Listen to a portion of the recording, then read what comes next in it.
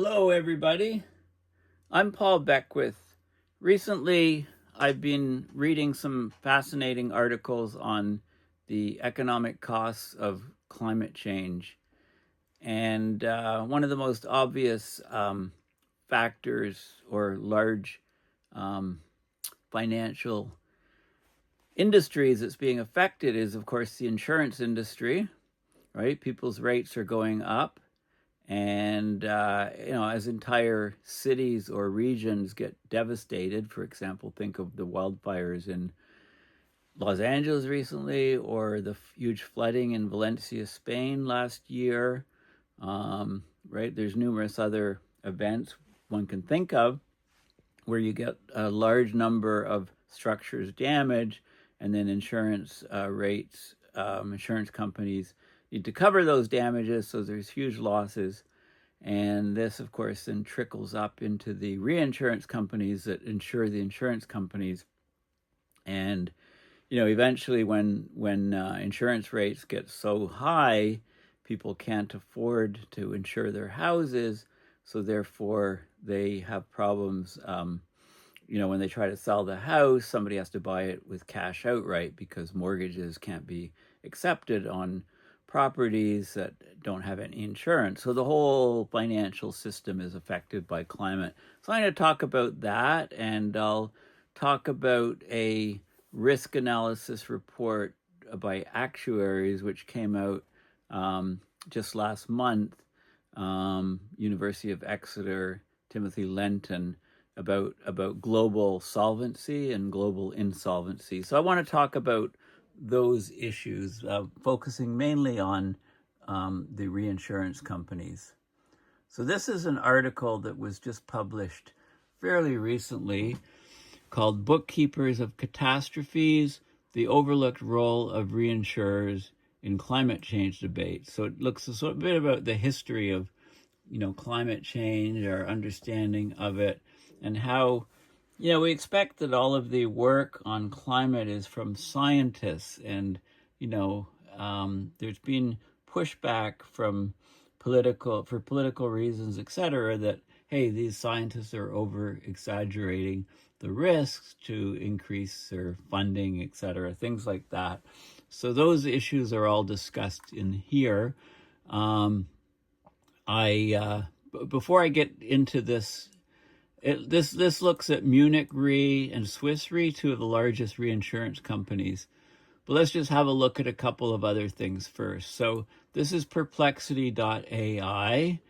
They've got a new website, and you can just click up here to try Perplexity, which I did. So I said, what are the largest reinsurance companies in the world, and where are they based? So Munich Re, they have net reinsurance premiums 48.7 billion, so they're the largest. And then we have Swiss Re, they're in Germany, of course, Munich, Germany. We have Swiss Re in Switzerland. They follow Munich Re. These are the top two by a large margin. They're 43.9 billion of reinsurance premiums. Then you have Hanover Re in Hanover, Germany, 32 billion, very large also, but not in the same league as Munich Re and Swiss Re. Berkshire Hathaway, you've probably heard of Warren Buffett and Berkshire. They have 22.1 billion, so that's just more than half of the, slightly about half of the big two. Score Group in France, 17 billion. China Reinsurance, 15.5 billion. Lloyd's of London, very, very famous one. Lloyd's in the UK, 14.3 billion. Reinsurance Group of America in the US, 13.1. And then interestingly, there's two in Bermuda, Everest Group, 12.3 billion, and Partner Re, 7.5 billion. My sister-in-law worked for Partner Re for many years. So these are the major reinsurance companies. And then I went further. How are these companies dealing with climate change? And it talks, these companies are all about risk assessment and modeling. So they're trying to improve their risk assessment capabilities. They have some very good scientists working for them, climatologists, etc. They use the latest advanced technologies, satellite imagery, real-time weather analysis, machine learning. They want to understand and predict climate-related risks because they need to set their premiums of what they charge the insurance companies, which then go in turn charge their premiums to their customers or exclude insuring structures that are in high-risk areas. So they model these risks like winter storms, heat waves, wildfires, flooding, hurricane models. So pricing and coverage adjustments as climate-related disasters become more frequent and severe. They're raising premiums. They're reducing capacity in high-risk areas, so just not insuring high-risk people. This is leading to higher costs for the primary insurers, the insurers that the public deals with, and ultimately consumers. They're trying to promote resilience. The reinsurers, they're encouraging the primary insurers, like your insurance company and policyholders, to implement preventive measures like stronger building standards, better flood protection, wildfire prevention and protection, engaging with local governments to have better building codes and land use planning in climate-affected areas. There are strategic shifts. They're prioritizing resilience as a strategic imperative, looking at long-term things to get long-term viability and protection and resilience in their business models. Collaboration, working with the public sector to expand insurance coverage, improve climate resilience, right? Using new technologies, academia, policymakers, local governments, encouraging them to develop mitigation strategies, and then, of course, investment decisions. Okay, so they actually do a fair amount, and of course, there's an article here inside Climate News, which just came out February 22nd, 2025, so a few days ago. An economist's dire forecast about just how much climate change will impact GDP, and they're talking about they're projecting that business as usual, without sharply reducing emissions, could cut global GDP in half as soon as 2070.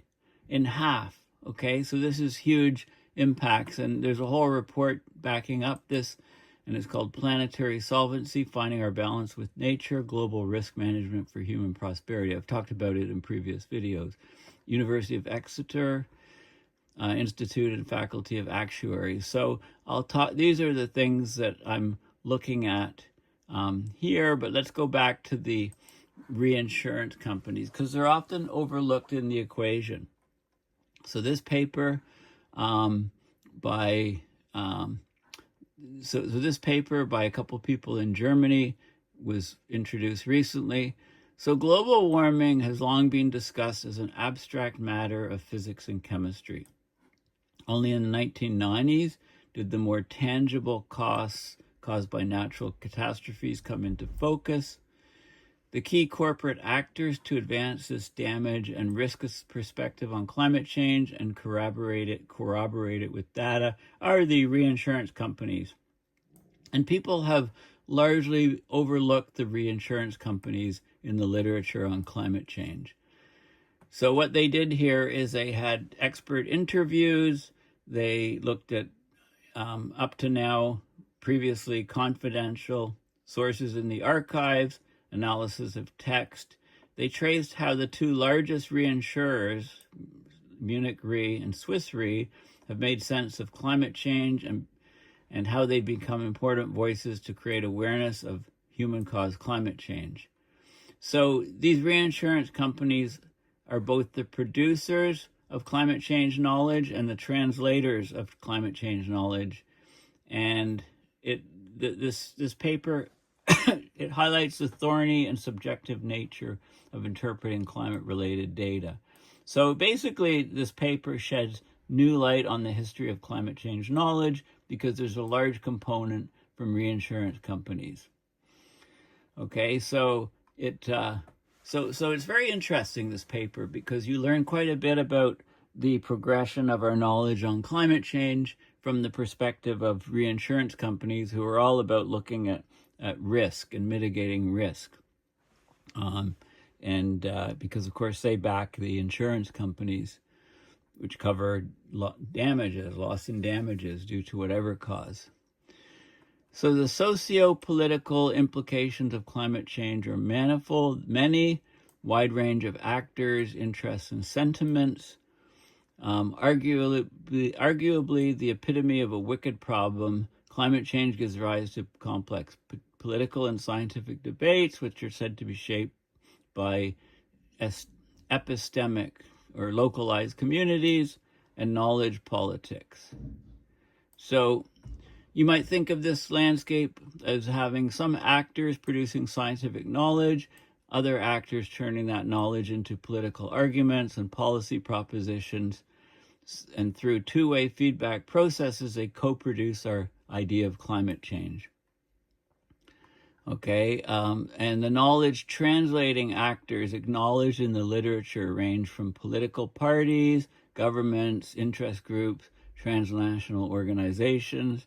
The knowledge-producing actors are, for the most part, thought to be scientists researching climate-related issues. Okay, but actually it turns out that reinsurers have had a huge component in compiling the data and doing the analysis and so on to support the case that climate change is real and that it's causing huge losses to societies. But the literature has largely, overlooked the role of the reinsurance companies. So reinsurers, they're the insurers, they insure the insurance companies. The insurance companies step in when damages become too large to bear by an individual insurance company. Imagine one insurance company covering most buildings in a town and that town gets wiped out. Well, that insurance company could get wiped out, but the reinsurance company insures it. Okay, so they have to understand, what is going on. Okay, so it goes through, this article goes through the history of that, basically. It looks at Munich Re and Swiss Re particularly. It traces the historical evolution of how these reinsurers make sense of climate change, beginning in the 1970s, coming to the present day. Okay, so reinsurers, natural catastrophes, and climate change, reinsurers they've been main producers of climate change knowledge from the damage perspective, the loss and damage.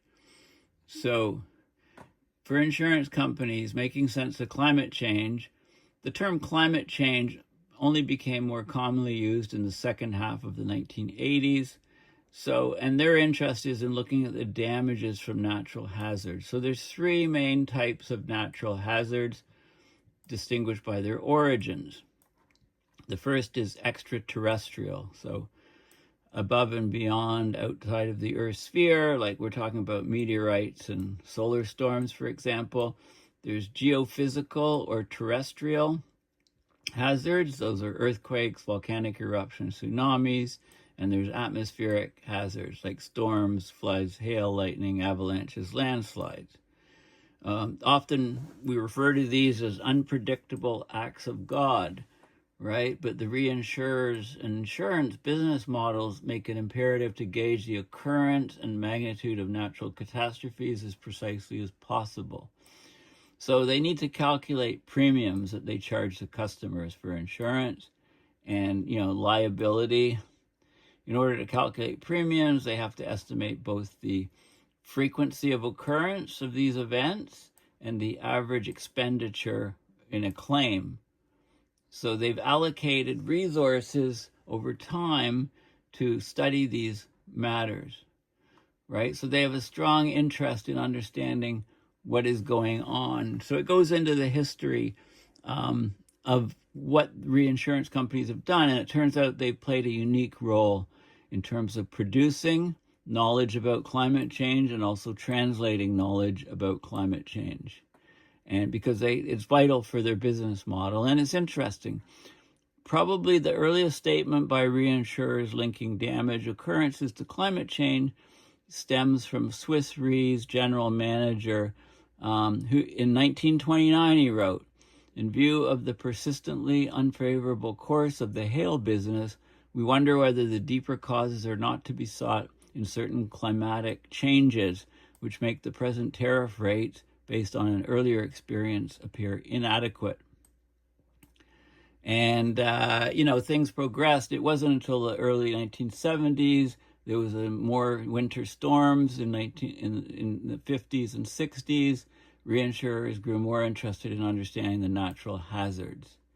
Okay, so they hired people with scientific expertise, and they formed a geo-risk unit on looking at the natural science questions, Munich Re in 1974, with meteorologists, seismologists, mathematician, right? They wanted to collect data on hazards and payouts and costs, right? This is all from a business point of view, okay? Like here, for example, the first head of Munich Re's geo-risk unit, Gerhard Bertz, notes, "During his university studies, lecturers still assumed that if the climate was to change at all, it was headed toward the next ice age." This is in the 70s, 80s, 90s even, right? Still as early as 1973, a Munich Re publication on flood inundation points to the potential risk posed by climate change for damages. Okay, so you can read about the so they looked at the thermodynamic processes of rising temperatures on the Earth's atmosphere.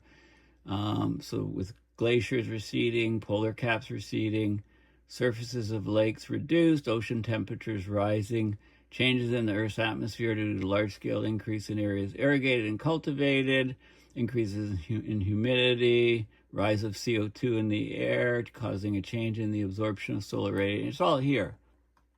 Okay, so this is pretty early stuff.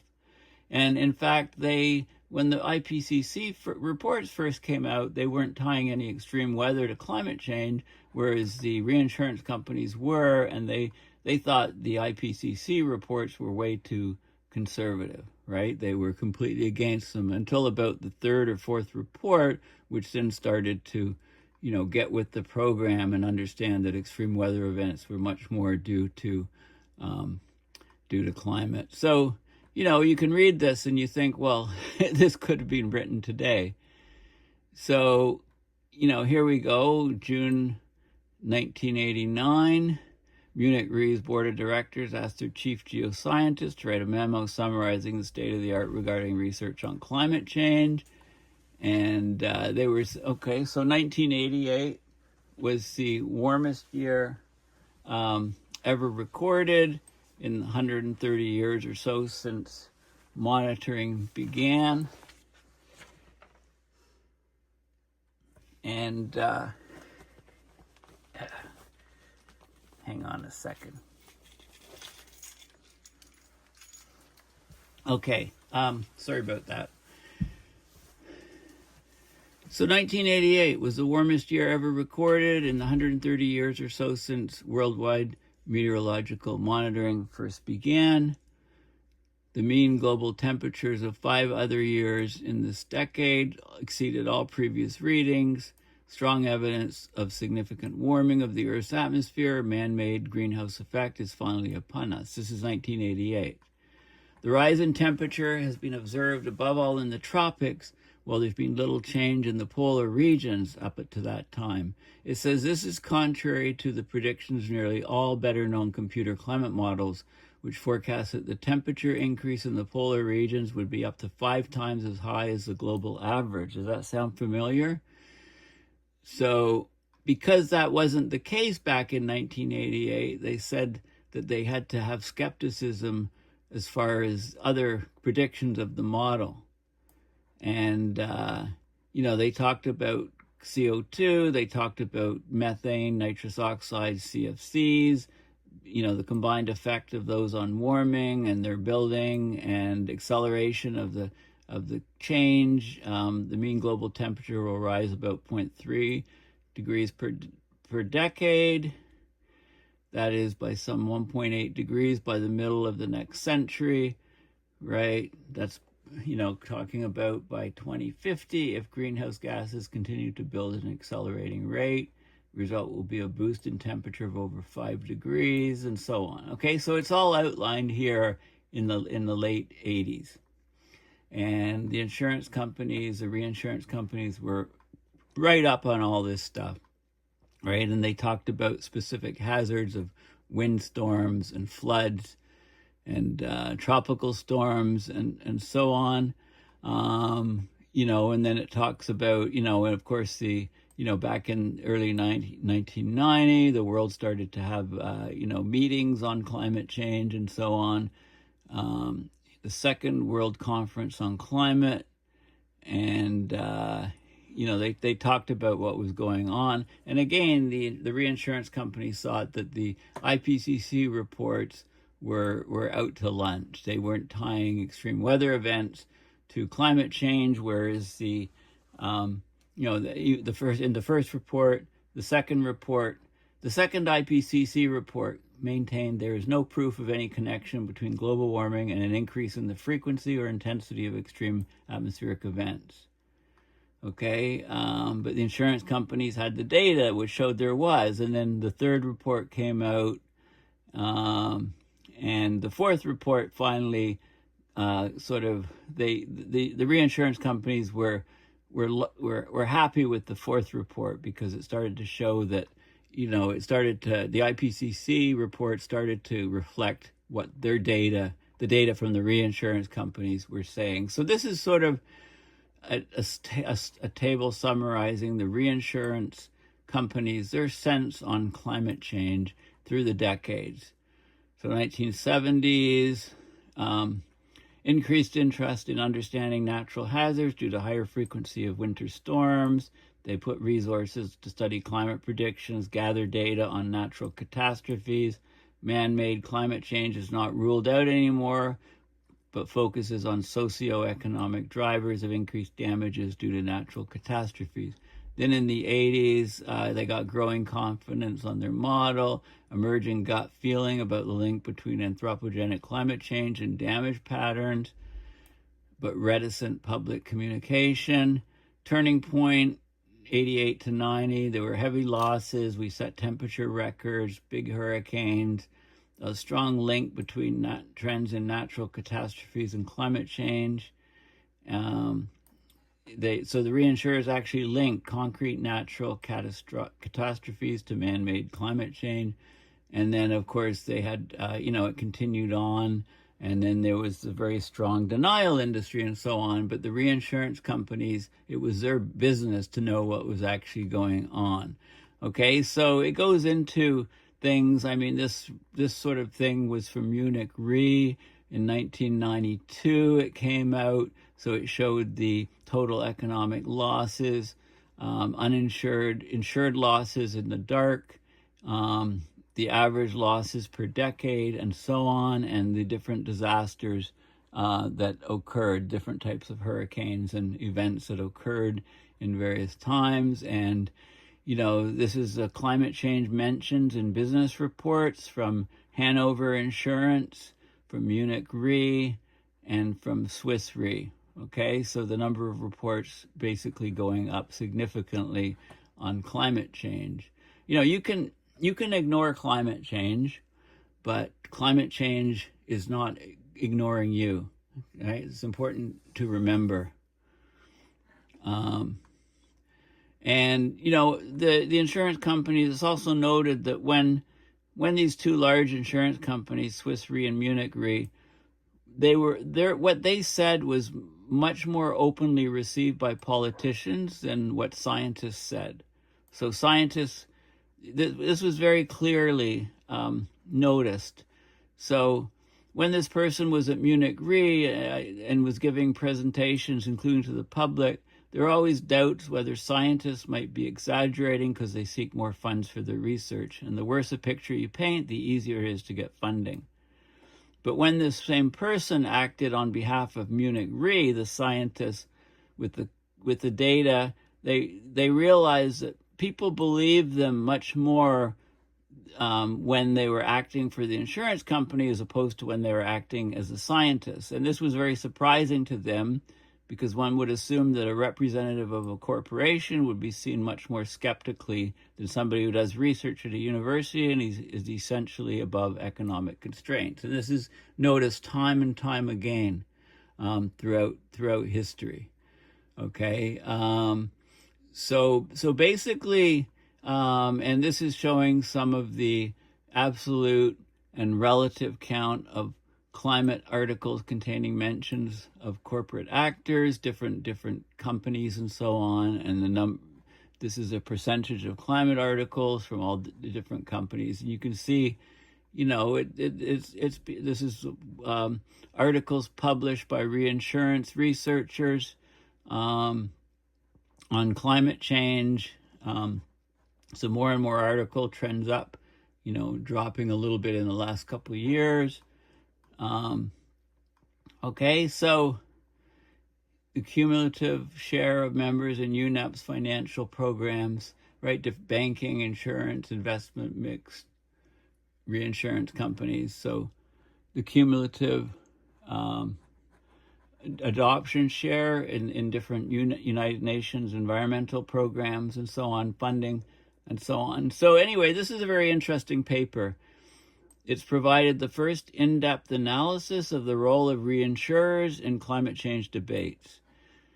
So it details the data collection efforts and the internal deliberations of reinsurance companies.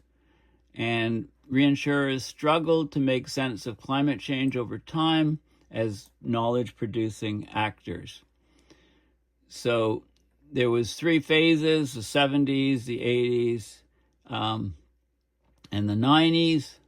And, as heavy insurance losses increased, they looked at it more and more and made the strong ties of these increases in extreme weather events to climate change. They widely disseminated their findings in scientific and industrial publications, media appearances. They got involved in the political process.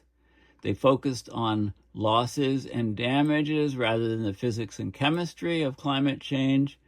And because this was a statistics-driven view, reinsurers asserted that ever more frequent and damaging natural catastrophes are likely a consequence of man-made climate change at a very early stage, much earlier than the IPCC even. So they were important translators of climate change knowledge.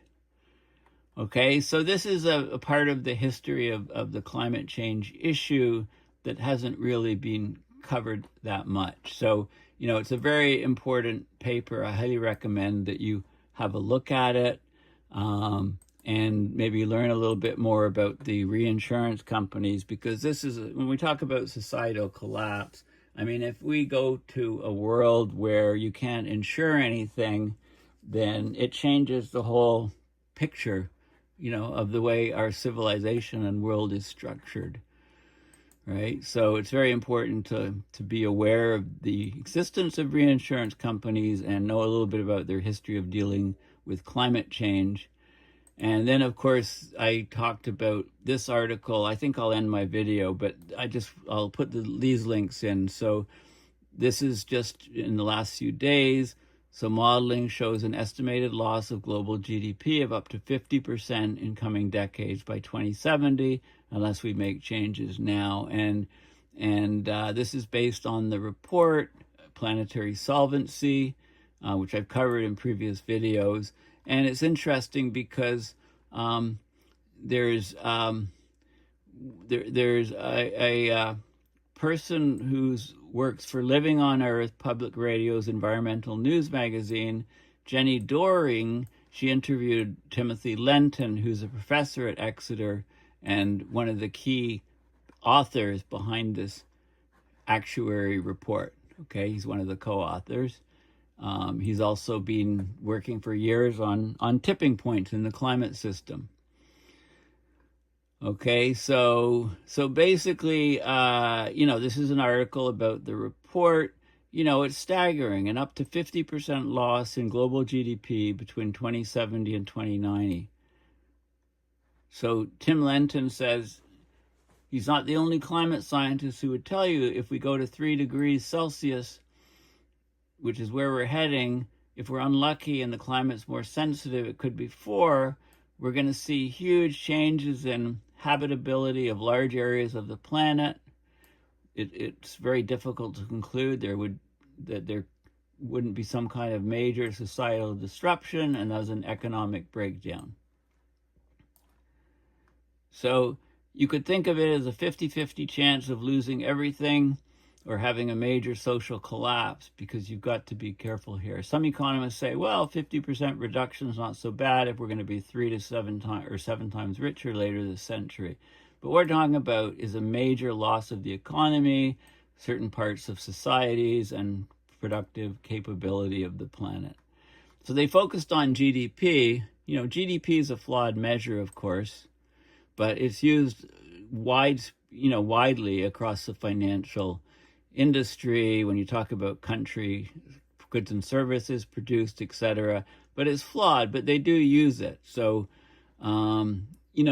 we can get a sense of the risk to capital and to productivity just by observing today, he points out. So there's large-scale withdrawal of insurance from real estate. Real estate is what props up the economy.